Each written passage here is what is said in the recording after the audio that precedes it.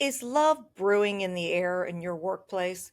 Are workplace romances a good idea? I'm Karen Michael. You're listening to The Job Judge.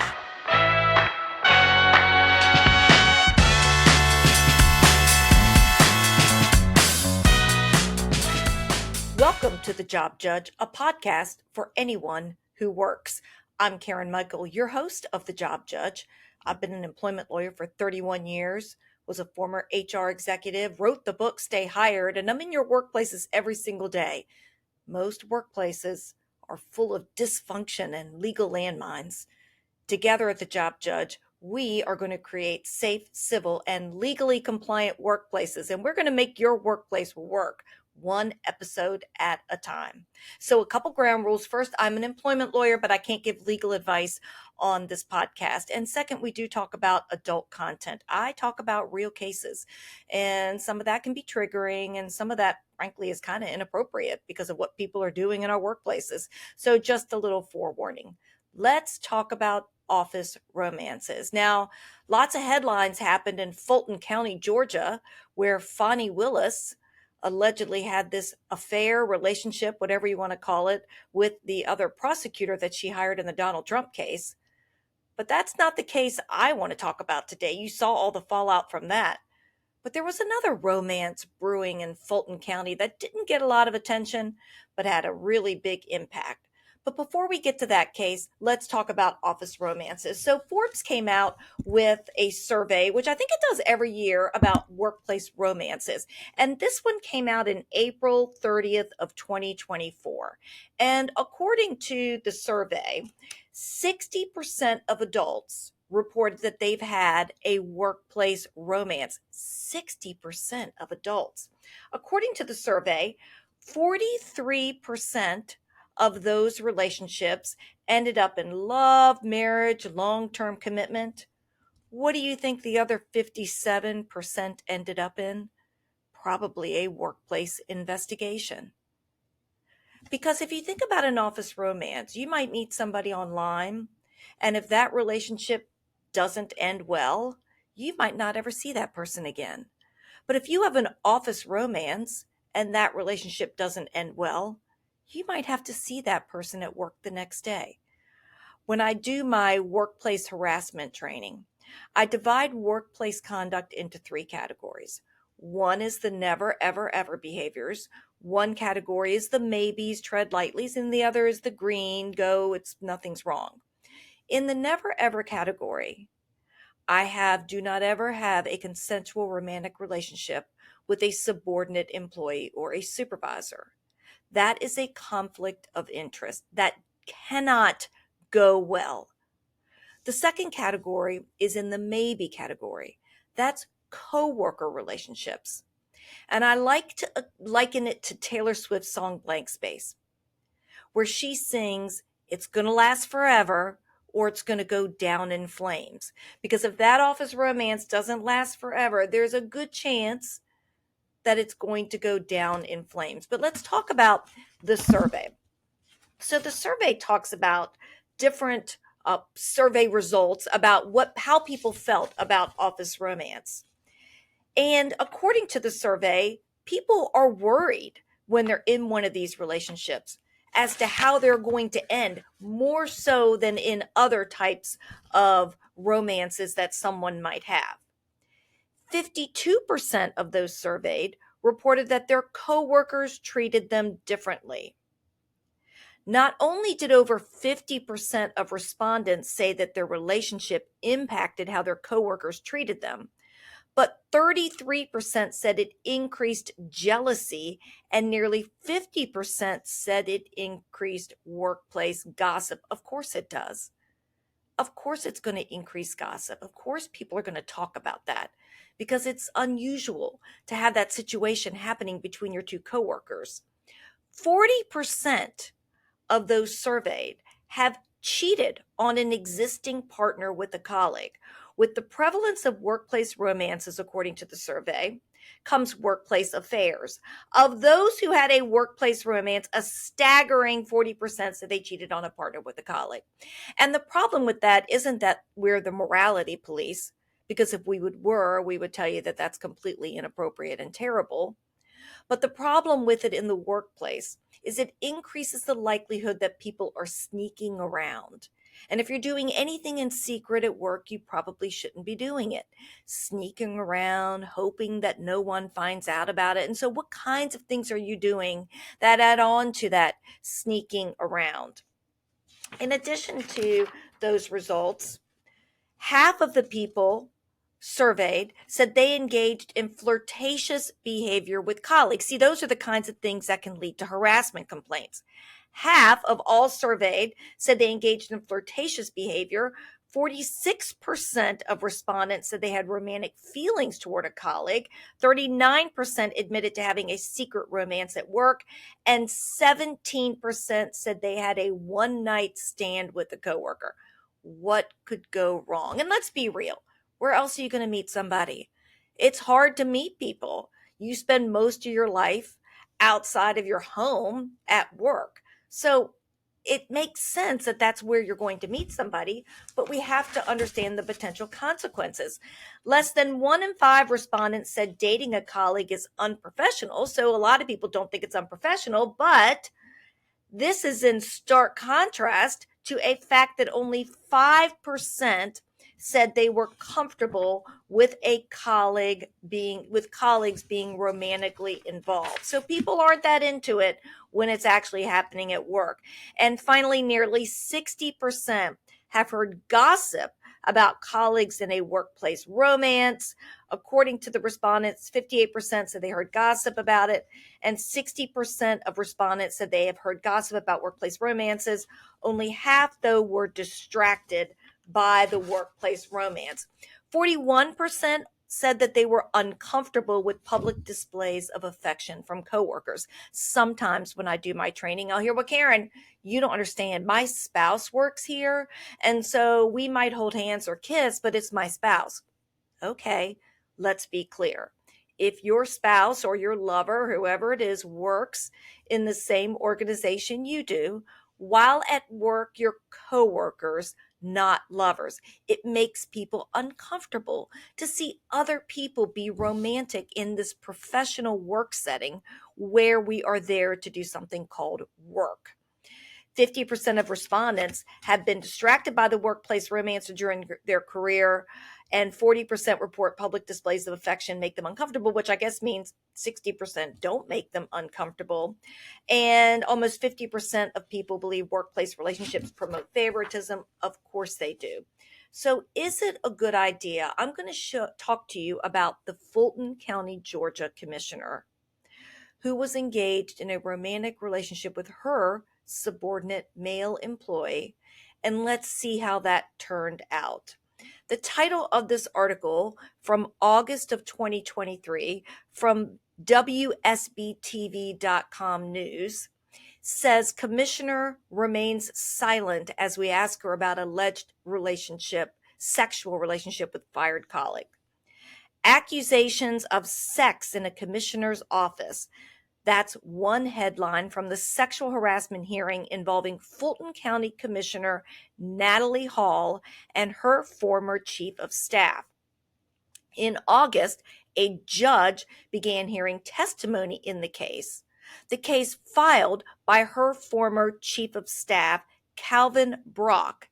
He claimed that he was discriminated against when she fired him out of jealousy and retaliated against. The article says that Calvin Brock took the stand to tell his side of what happened between him and his former boss, Natalie Hall, to this administrative law judge in the hearing that took place relating to his complaint. Brock said that he started working for Hall in May 2018, days after the two met at a Sandy Springs furniture shop. He testified that he went from making $60,000 as her community outreach manager to a whopping $125,000 as the chief of staff after their sexual relationship started. First with flirtations from Hall, then with overt sexual advances from her. Brock described how they often had sex on the couch of Hall's Fulton County Commission office, saying, quote, "She straddled me and got on top of me." I'm sure there's a lot of Fulton County business getting done during this budding romance that was happening, by the way, during the pandemic. There weren't other things for the Fulton County commissioner to be worried about for the citizens than having this sexual relationship with her chief of staff. He also spoke about working from their homes during the pandemic in 2020, where she would come out of a room naked. Lovely. Again, a lot of work getting done in this Fulton County Commission's office. Brock said he feared losing his job, so he went along, but he never initiated it. Her attorneys say the relationship was consensual, which happens all the time. When these relationships go south, there's always an allegation that it was consensual, when many times, especially where there's a supervisor involved, it doesn't feel that way. They said Hall eventually fired him in September 2020 for unprofessional behavior, but he says he was fired because she was jealous. Brock testified about finding 3 trackers in his car and his truck. He said she, Miss Hall, put them there and used GPS and listening devices to spy on him and stalk him. In text messages shown in court, Hall denied ownership of the trackers, but Brock said she eventually fessed up and promised not to put any more in his car.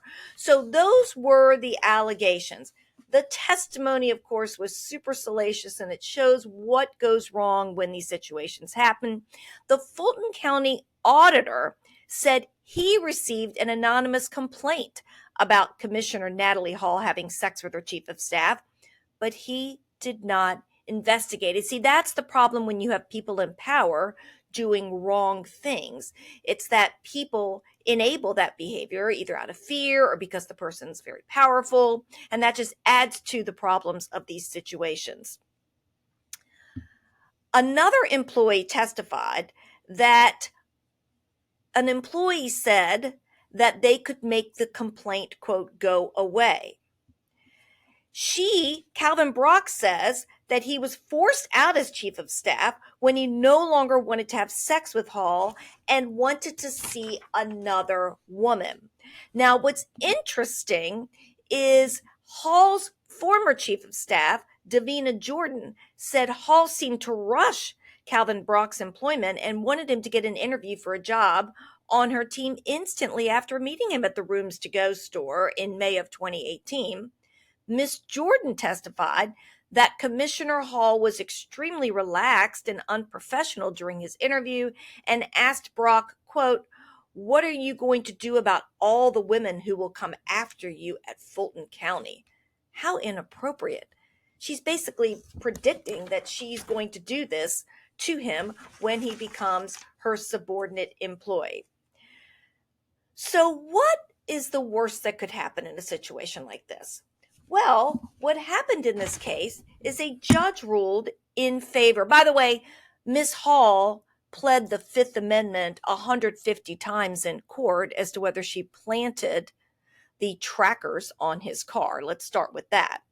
The judge ruled in Brock's favor on the discrimination issue, and the amount that the Fulton County residents have to pay for this inappropriate sexual relationship and Miss Hall's inappropriate firing of him, $902,000, $902,487. That's the total amount that now the residents are on the hook for because of this inappropriate relationship.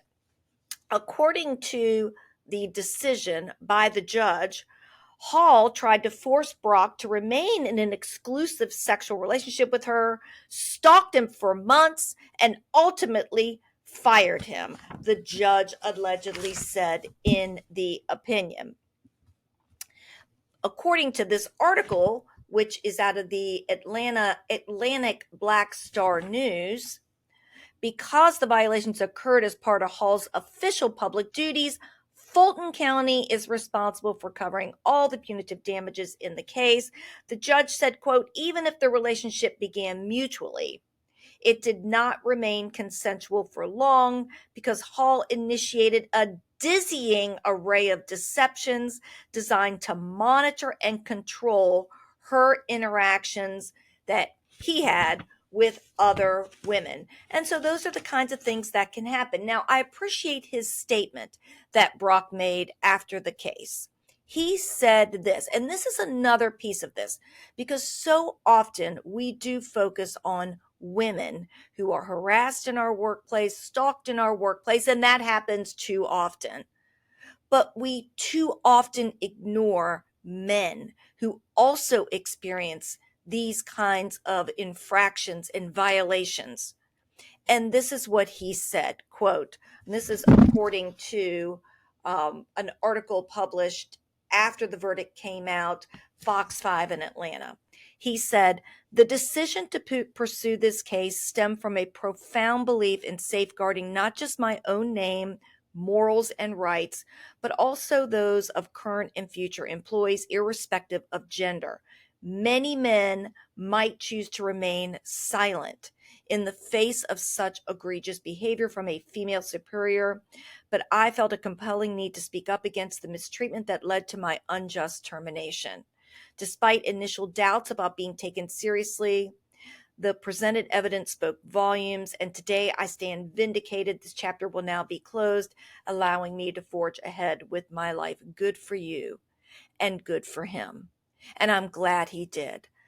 But imagine the stress, the pain, the embarrassment that he experienced in this workplace relationship gone south, and all of the problems that can occur as a result of these things. So, employers, I'm talking to you. Many times employers take the attitude of, I don't want to get involved in people's personal lives. I don't want to get involved in their business. I don't want to deal with any of that. But as it relates to employees, you kind of do.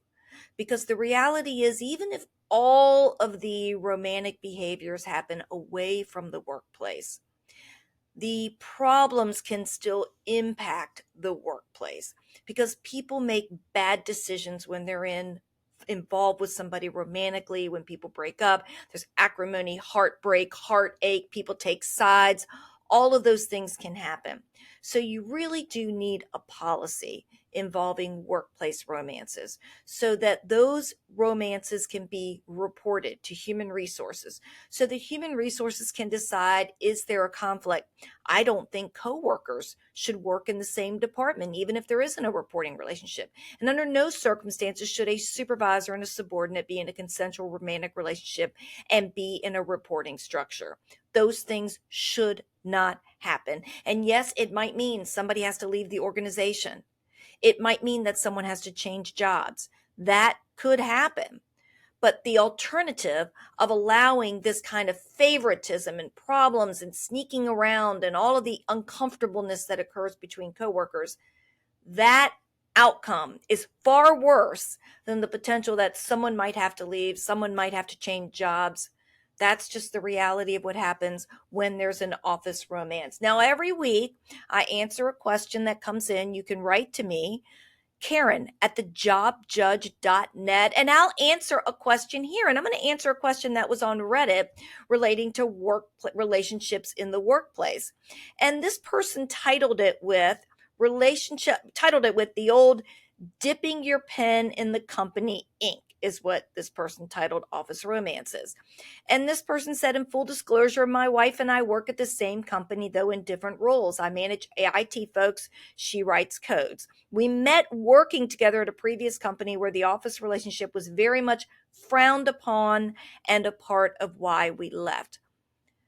Organizations should look at whether it's a good idea to have employees who are married, sons, daughters, nepotism in an organization. That's something that you should be considering. This person said, where I work now is a huge international one. No one really cares about office romances, though we have a line in the yearly conflict of interest form to disclose if you are married to someone who works here, and an extra paragraph of legalese since I'm a people manager and she's an individual contributor. I'm asked to speak with new hires, and this question comes up multiple times. What should I do? What you should do is be honest and say that workplace romances can be awkward, can create conflicts of interest, can create gossip, acrimony, problems in the workplace. And if you're involved in one or one is brewing, you should go to HR and ask what to do. That way, there can be full transparency and people aren't sneaking around, whispering, talking about, wondering what's going on, and all of those things that happen. I hope that you've enjoyed our episode of The Job Judge this week. Please like, subscribe, follow, share this episode because you're not going to want to miss an episode. I'm sure eventually we're going to hit on something that's happening in your organization. I'm Karen Michael, and you've been listening to The Job Judge.